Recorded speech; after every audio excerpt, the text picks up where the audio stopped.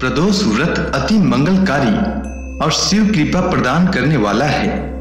यह व्रत प्रत्येक महीने के कृष्ण व शुक्ल पक्ष की त्रयोदशी को रखा जाता है, इसलिए इसे वार के अनुसार पूजन करने का विधान शास्त्र सम्मत माना गया है।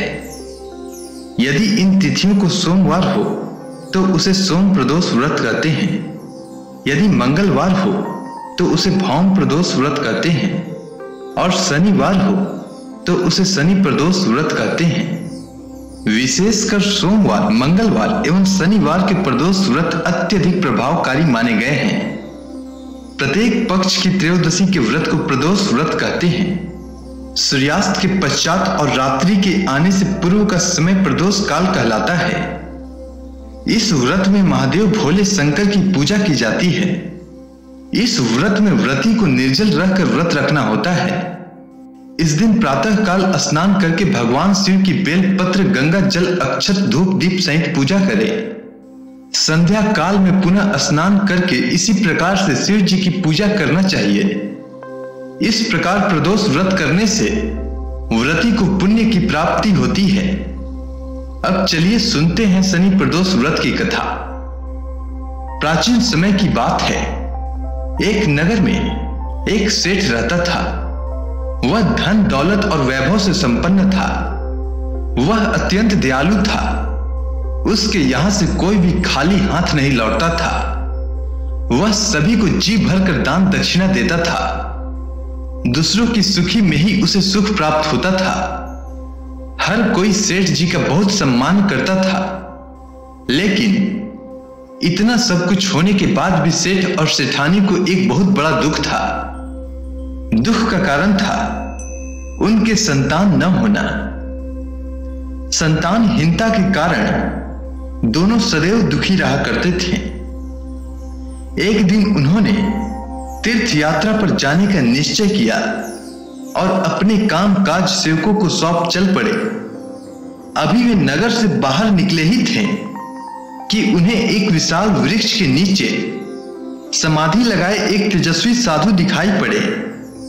दोनों ने सोचा कि साधु महाराज से आशीर्वाद लेकर आगे की यात्रा शुरू की जाए, जिससे कि यात्रा में कोई बाधा उत्पन्न ना हो। इसके बाद पति पत्नी दोनों समाधि लीन साधु के सामने हाथ जोड़कर बैठ गए और उनकी समाधि टूटने की प्रतीक्षा करने लगे। सुबह से शाम और फिर रात हो गई, लेकिन साधु की समाधि नहीं टूटी। मगर सेठ पति पत्नी धैर्य पूर्वक हाथ जोड़े बैठे रहे।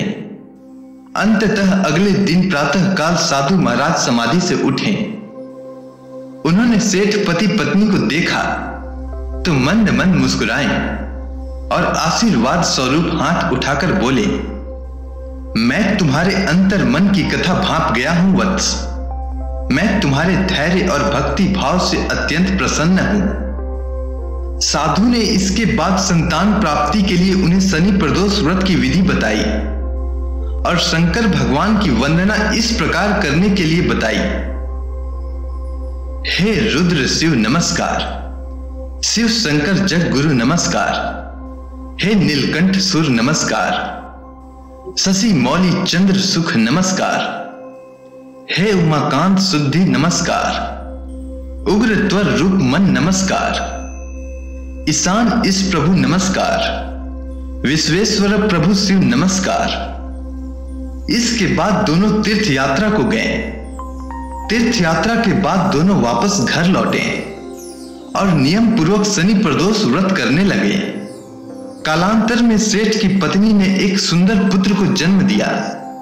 शनि प्रदोष व्रत के प्रभाव से शिव जी प्रसन्न हुए और शिव भगवान की कृपा से उनके यहां छाया अंधकार लुप्त हो गया और दोनों आनंद पूर्वक रहने लगे।